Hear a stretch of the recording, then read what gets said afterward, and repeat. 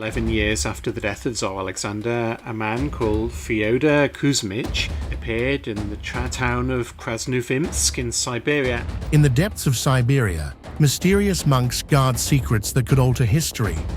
The Great Schema stands as the ultimate testament to spiritual power within Orthodoxy. It's a transformation, a profound rebirth into a life of unimaginable asceticism and divine power.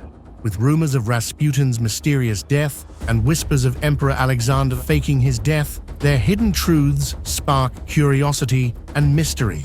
Watch out as we reveal mysterious monks found in Siberia who hold history secrets.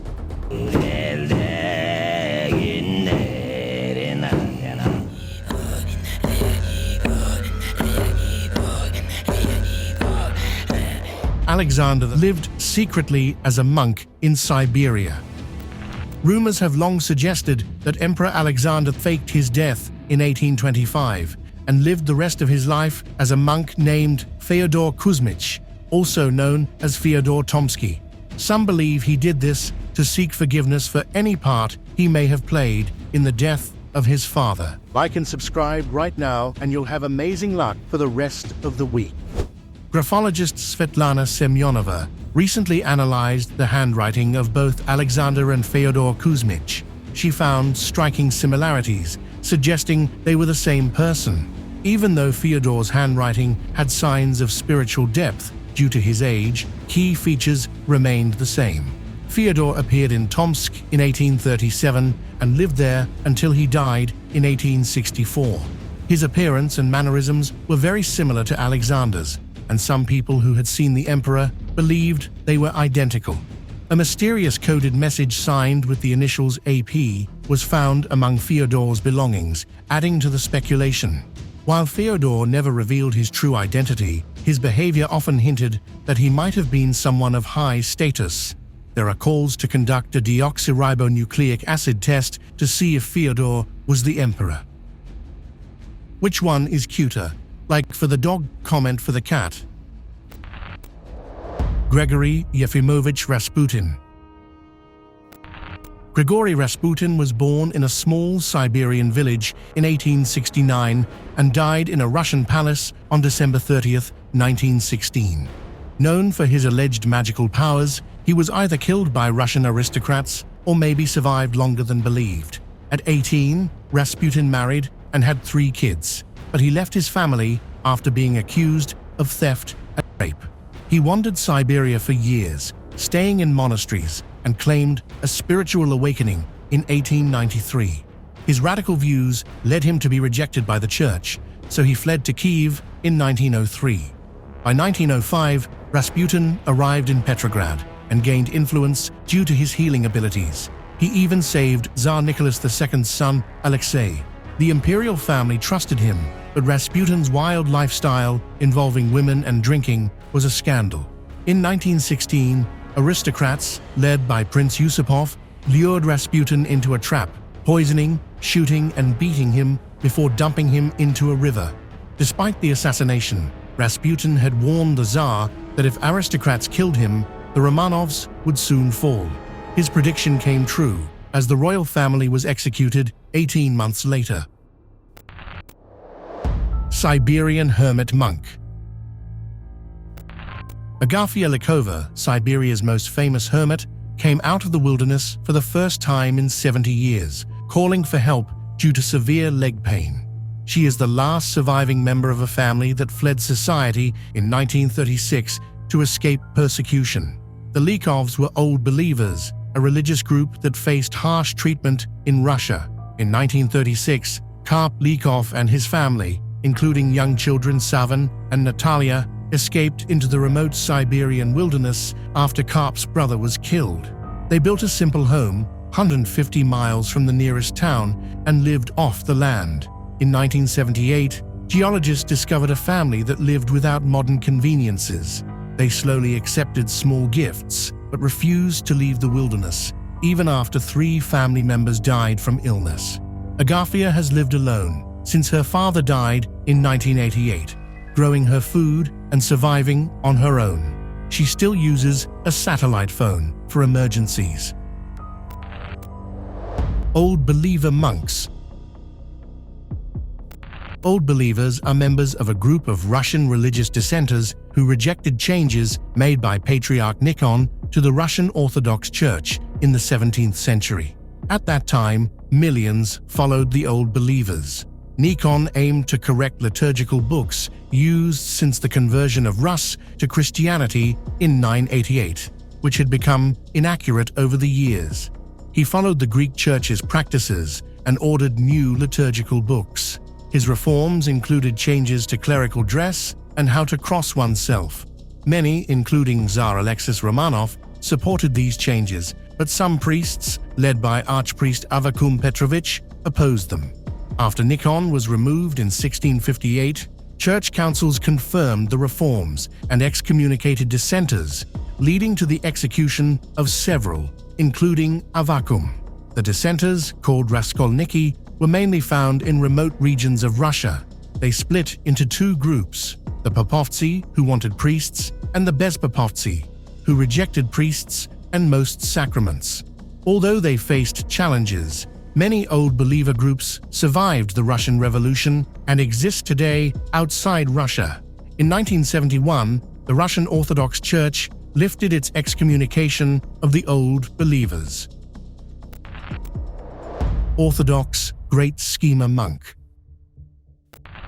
The Great Schema is a unique monastic order in the Orthodox Church, over 1,500 years old. It represents the highest level of monastic life, requiring vows of chastity, poverty, and obedience.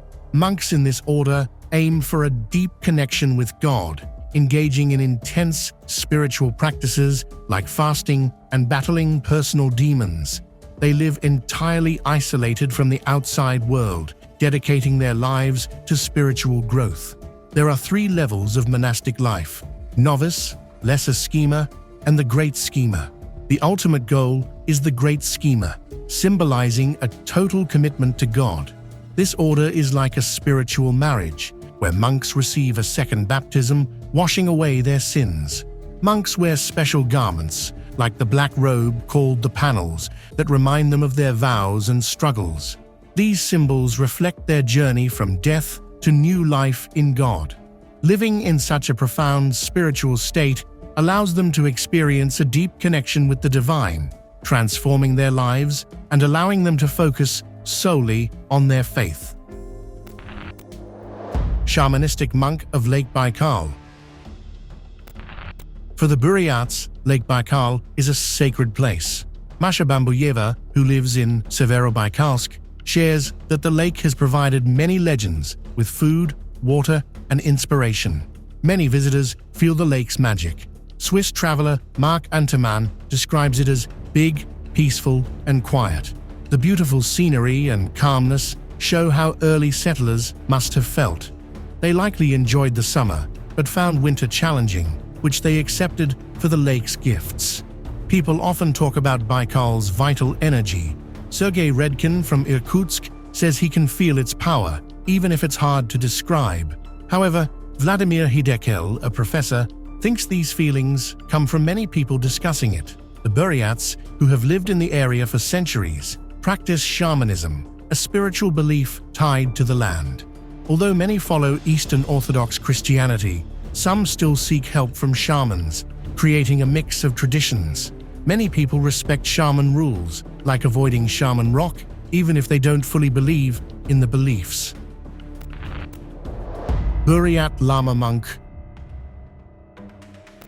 A miracle has happened in Siberia, but some think it might be a trick, while others believe science has the answers. It's all about faith. The story starts in 1927, when Dashidorjo Itigilov, a spiritual leader of Russian Buddhists, announced he would die and instructed his followers to visit his body in 30 years. He then meditated and passed away in the lotus position. Over the next few decades, the Soviet Union suppressed religions, harming many Buddhists. After World War II, they were allowed to rebuild their monastery near Ulan-Ude, but restrictions continued. When 30 years passed, followers dug up Itigilov's body and found it still in the lotus position, perfectly preserved. They reburied him secretly but years later, a young Llama named Bimba Dorjiev sought the truth and uncovered the grave. When they opened it again, Itigilov's body was still intact. It was brought to the monastery, where it remains behind locked doors. Humbo Lama Ayusheyev believes this preservation is a miracle, while others seek scientific explanations. Despite skepticism, many are drawn to this remarkable story. Tuvan Shaman. The Tuvans are a Turkic ethnic group living in Mongolia, Russia, and China. Most Tuvans live in Çengelsum, Bayan Olgi, and Kovd Aymags in Mongolia. A smaller group, the Dukat Satan, lives in Kovsgol Aymag, where fewer than 40 families herd reindeer. The Tsatan are Mongolia's last nomadic reindeer herders, using reindeer for riding, milk, meat, and trade. They live in yurts, teepee-like tents, in the remote taiga region. Tuvan shamanism is an ancient spiritual tradition. Despite being repressed during Soviet times, it has resurfaced since the 1990s. Tuvan shamans act as guides between the human world and spirits. Shamanism is passed down through families, with rituals performed in the Tuvan language. Shamans, male and female, enter trances to communicate with spirits, heal people, predict the future, and ward off evil spirits. Tuvans believe that all living things have souls, and shamans offer tributes to the spirits of nature. Shamans are highly respected in Tuvan culture and are seen as healers, messengers, and protectors. Burat shamanism in Siberia. Many people still practice shamanism in North Asia, especially Siberia, which is often seen as the birthplace of shamanism. Among the different groups, the Buryat people continue to follow their traditional shamanic rituals, which were once banned during Soviet times. Shamans enter trances to connect with gods and ancestors, helping people with problems like illness or family issues. Buryat shamans believe in many gods and spirits, including Father Heaven, Mother Earth, and local spirits tied to rivers and mountains. They offer food and drink to these spirits, and white is a sacred color, symbolizing good things. Many Buryats also converted to Tibetan Buddhism in the 17th century, and Buddhism is experiencing a revival today, with monasteries reopening. Shamanic rituals often involve food offerings, prayers, and vodka. Vodka is sprinkled on fires and consumed during the rituals. Sometimes the shamans and those they help get drunk as part of the ceremony, using vodka like holy water. Evenki Shaman. The Evenki people of Siberia have a rich shamanic tradition. Their shaman's tent, called a yanga, is a cone-shaped structure made from tree bark and fur. It has a central hearth for fire, and smoke escapes through a hole at the top. The word shaman comes from the Evenki language and describes someone who connects with the spirit world. In Evenki shamanism, the shaman's soul can leave the body and travel to different parts of the universe, like the upper world, sky, and the lower world, underground.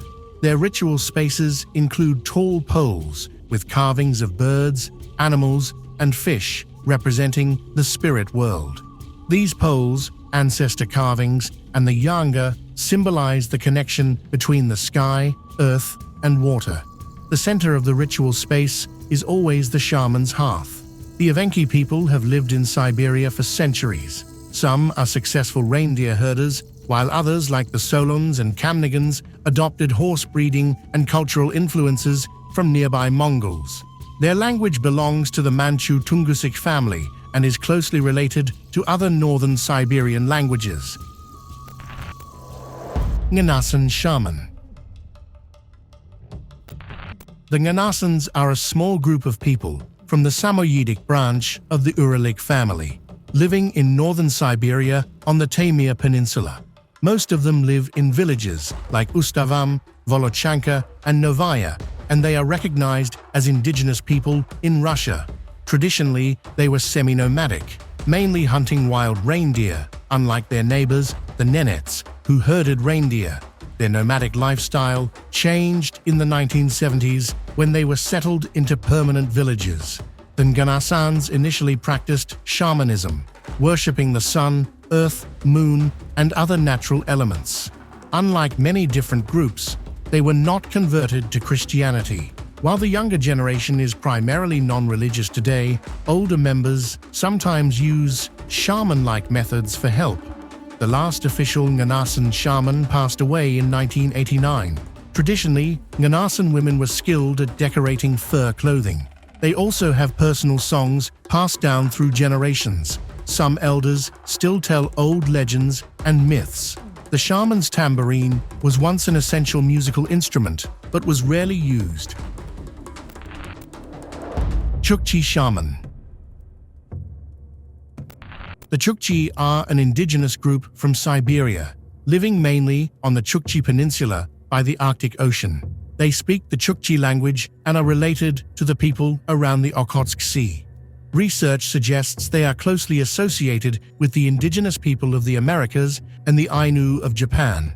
There are about 16,000 Chukchi people today. They are split into two main groups: the Reindeer Chukchi, who live inland and herd reindeer, and the maritime Chukchi, who live by the coast and hunt sea animals. The Chukchi have adapted to the harsh Arctic conditions and traditionally lived in homes made from reindeer hides called yurangas. Historically, the Chukchi resisted Russian rule in the 1600s and managed to maintain some independence, even choosing how much tax they paid. Though Christian missionaries tried to convert them, most Chukchi kept their traditional beliefs, which continue to this day. Alai Shaman. The Altai region has a rich spiritual heritage. Each mountain, rock, and blade of grass is believed to have its own spirit. Local nomadic communities hold ceremonies to honor these spirits and ensure a good connection with nature. For instance, families gather for prayers during summer migrations before moving to new pastures, following a moon calendar. Maria Tuva, a respected elder, helps guide these rituals, emphasizing the importance of respecting nature. Modern people often forget this connection, leading to shallow dreams and lost traditions. Young leaders are responsible for keeping their families' customs alive while protecting sacred sites, including ancient rock carvings. These carvings tell stories of their ancestors and hold deep significance. As they perform rituals, they ask for blessings from the spirits to ensure their animals thrive and their journey is safe. This way of life shows that honoring traditions and nature is vital to their identity and survival. Nenets Reindeer Shaman. The Nenets are an indigenous group from Arctic Russia. There are about 49,646 Nenets, and they speak either the Tundra or Forest Nenets languages. The Tundra Nenets, with over 25,000 speakers, are more numerous than the Forest Nenets and face a risk of losing their language. The Nenets are traditionally reindeer herders, hunters, and fishermen. They rely heavily on reindeer for food, clothing, and shelter. Living in the harsh environment of the Yamal Peninsula, they have adapted their lifestyle over thousands of years. The Nenets view reindeer as sacred and practice shamanism, maintaining their beliefs despite outside influences. Although they also speak Russian, they cherish their unique culture and language. Today, they face challenges from the government and oil companies that threaten their way of life. Lady Utai Olena. Olga Podluzhnaya, also known as Olena Utai, is a Siberian shaman and musician famous for playing the Jewish harp and singing. The Sion Ring Festival has recognized her as a legend of ethno-music, and she is part of the Ayarkan ethno ensemble. Olga comes from a family of shamans, learning her skills from her ancestors. In Siberian culture, shamans are respected as healers and spiritual leaders who connect people with the spirit world. She wears traditional clothes made from natural materials, often decorated with symbols that show her bond with nature. Her spiritual practices include drumming, chanting, and using herbs for healing. Olga conducts ceremonies in nature, such as forests and rivers, believing these places are powerful. She uses traditional healing methods to help people with physical and emotional struggles. In her community, she serves as a guide and support, especially during tough times, and her journey as a shaman may have started after a life-changing event. Padmasamba, Tibet. Padmasamba, or Guru Rinpoche, means born from a lotus. He was a famous tantric Buddhist master from medieval India who brought Vajrayana Buddhism to Tibet around the 8th to 9th centuries. Early Tibetan sources, like the Testament of Ba, say he helped build Sami Monastery, the first Buddhist monastery in Tibet. Over time, Padmasamba became a central figure in Tibetan Buddhism. Starting in the 12th century, stories about him grew, saying he tamed local spirits and hid secret teachings, known as terms, for future treasure finders. Today, Padmasamba is viewed as a Buddha, foretold by Shakyamuni Buddha. He is respected in the Nyingma school of Tibetan Buddhism, which sees him as a critical figure. His teachings include oral traditions and hidden treasures discovered when the time is right. Padmasamba is honored by Buddhists in Tibet, Nepal, Bhutan, and beyond. Baba Vanga, Bulgaria. Baba Vanga, born Vangelia Pandeva Gushtarova on October 3, 1911, in Strumica, now North Macedonia, was a famous Bulgarian mystic and healer known for predicting the future. She became blind as a child and spent her life in the Rupit area of Bulgaria.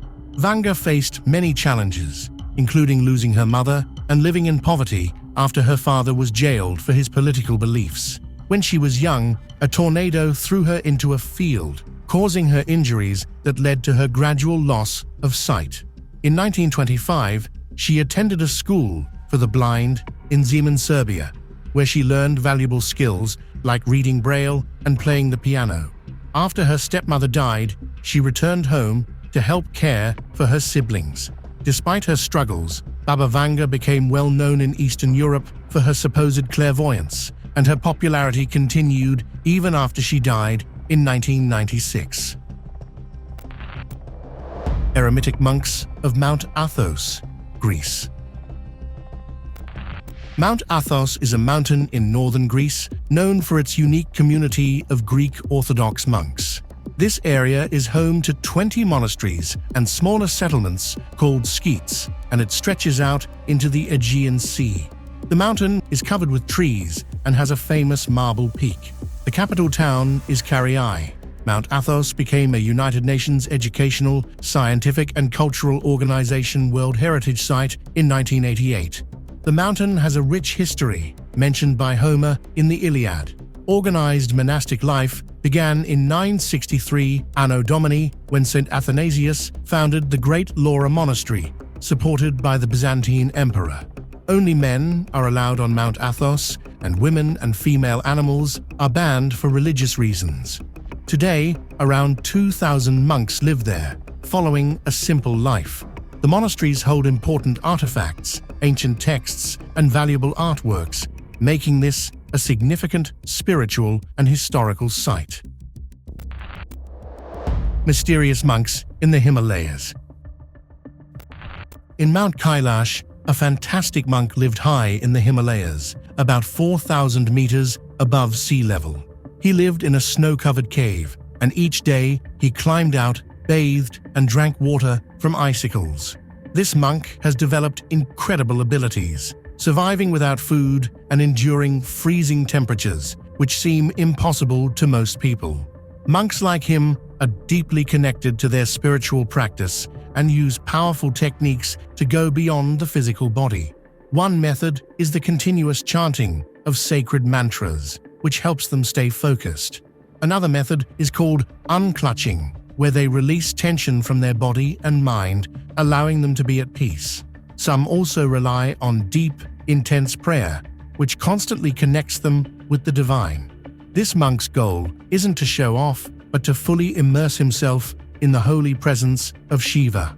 Through these powerful spiritual techniques, it's possible to achieve amazing feats like this. The Sufi Dervishes, Middle East.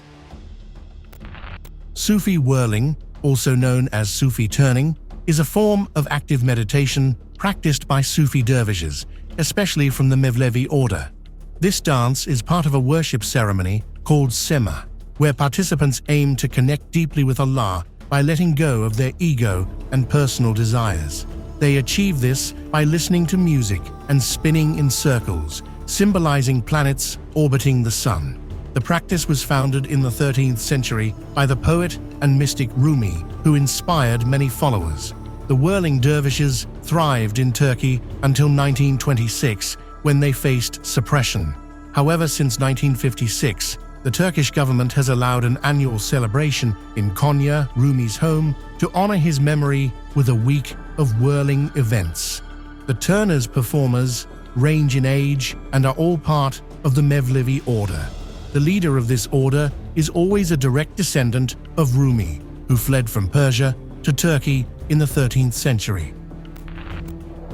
Renai Zen monks, Japan.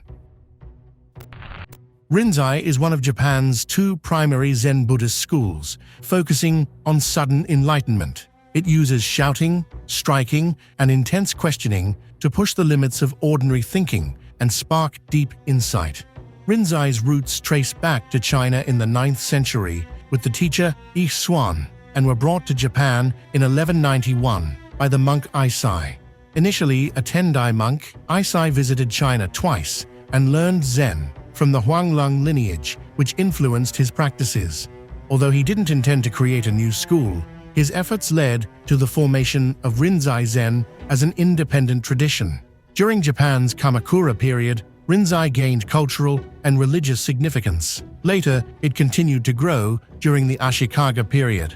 Let's take a moment to think about the mysterious monks of Siberia. They choose to live in quiet places, away from their busy lives, and focus on their meditation and prayers. Their hard work and deep belief show us what it means to be genuinely devoted.